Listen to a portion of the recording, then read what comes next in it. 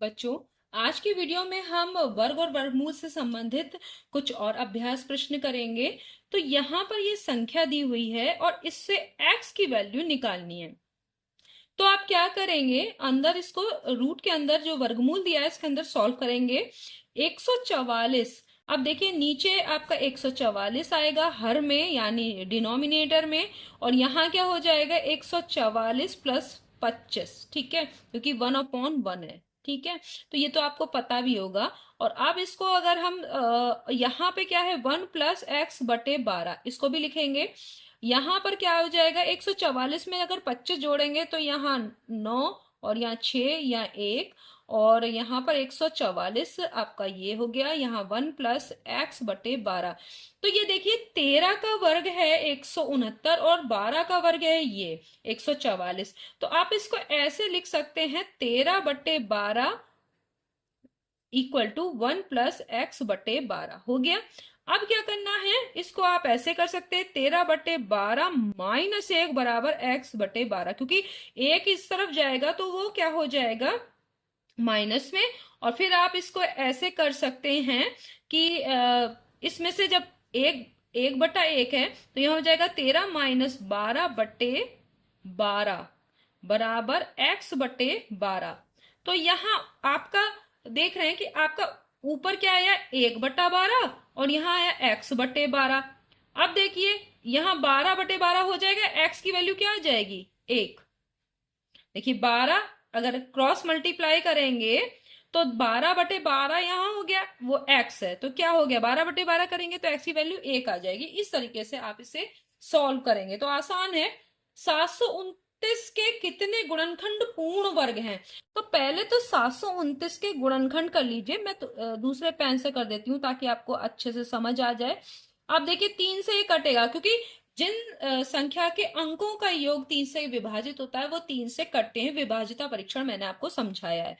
तो 3 दूनी 6 और 3 चौक 12, 3 तिया 9, फिर 3 से करेंगे 3 अट्ठे 24, 3 एकम 3, फिर 3 से करेंगे 3 दूनी 6, 3 सत्ते 21, फिर 3 से करेंगे 3 नैम 27, फिर 3 तिया 9।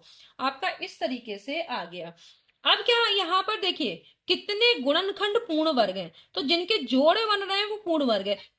तो यहाँ पर देखिए एक जोड़ा ये बन रहा है यानी 9 जो है 9 इसका गुणनखंड है और वो पूर्ण वर्ग है। आगे देखिए कि यहां पर भी ये 9 और ये भी 9 और ये भी 9, तो 9 हो गया, फिर 9 नैम 81, 81 पूर्ण वर्ग होगा। और अगला 729 स्वयं, क्योंकि ये भी है। बाकी कोई भी 3-3 अगर जोड़े जोड़े वाला ही लेंगे, क्योंकि अब 9 वाला है और 81 इसका एक गुणनखंड होगा वो भी पूर्ण वर्ग है, और 729 स्वयं पूर्ण वर्ग संख्या है क्योंकि इसकी पूरी पेयरिंग हो रही है। तो ये कुल कितने पूर्ण गुणनखंड पूर्ण वर्ग है? 3 गुणनखंड जो हैं वो पूर्ण वर्ग हैं, ये तीनों। ठीक है, यदि 1120/√p बराबर 80, तो क्या होगा क्रॉस मल्टीप्लाई अगर करेंगे तो √p बराबर क्या हो जाएगा 1120/80। 0 से 0 कट गया। ठीक है, अब आप 2 से काटे, 2 चौक 8 या 2 पंजे 10, 2 छंग 12, फिर कट रहा है 2 से काटे हैं 2 दूनी 4 और यहाँ हो रहा है 2 दूनी 4, 2 अट्ठे 16, फिर काटेंगे तो आपका आ गया 14। तो इसका मतलब क्या है √p की वैल्यू 14 आई। तो p की वैल्यू क्या करेंगे, इन दोनों तरफ का क्या कर दीजिए वर्ग कर दीजिए। p की वैल्यू 14 का वर्ग, 14 का वर्ग होता है 196। तो ये आपको वर्ग मालूम होने चाहिए, आप इसे कर लेंगे, नहीं तो 14 की 14 से गुणा करके भी कर सकते हैं। ये वाला क्वेश्चन देखते हैं। √15 का मान दिया है तो इसका मान निकालना। तो देखिए 15 यहाँ कैसे आएगा, 5 को 3 से गुणा करेंगे तो नीचे भी 3 को 3 से गुणा करनी पड़ेगी। तो यहाँ हो गया √15/√9। आप ऐसे भी अलग अलग भी कर सकते हैं, नहीं तो ऐसे भी कर सकते थे। √15 की वैल्यू 3.88 रख दी और √9 की होती है 3। अब इसको डिवाइड करेंगे तो 3 से 3.88 को अगर डिवाइड कीजिए 3 1 जा 3 यानी 1 बच गया।